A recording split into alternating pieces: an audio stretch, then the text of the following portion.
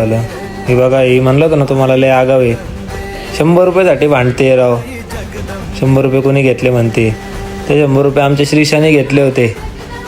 श्रीशा म्हणले माझ्या मामाचे आहेत. त्यानंतर हे बघ कशी भांडते 100 रुपयासाठी. बारक्या मुलीसोबत भांडते 100 रुपयासाठी.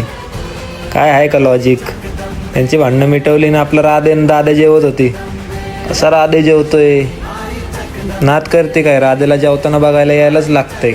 दाद्या पण बघा कसा असतोय. त्यानंतर आपलं मशीनकडे गेलो. काम कसं चालू आहे कसं नाही.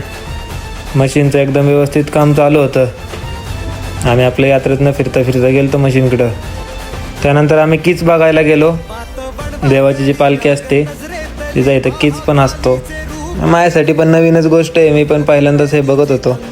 मी आधी कधी यात्रेला आलो नाही. यावेळेस मला मौका भेटला यायचा, तर म्हणलं आता बघूनच घेऊ. तर हे बघा इथं पालखी पहिलं प्रदक्षिणा घालते कीचला.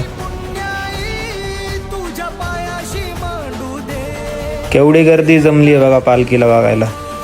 ही सगळी आपली गावकरी मंडळी आहेत. खास कीच बघायला आलेली आहेत. यांना सगळ्यांना माहिती आहे कीच काय आहे, पण मलाच माहीत नाही काय आहे. मी आपलं बघत होतो फर्स्ट टाईम. हे दृश्य आपल्यासाठी एकदम डेंजरस होतं. आपण आज हे असलं कधी बघितलं नाही. गावाला काय कमी येणं जाणं असतं ना, त्यामुळे आपण कधी हे बघितलं नाही. त्यानंतर हे बघा, हे ओरिजिनल कीच. नक्की कीच काय आहे तुम्हाला इथं समजेलच.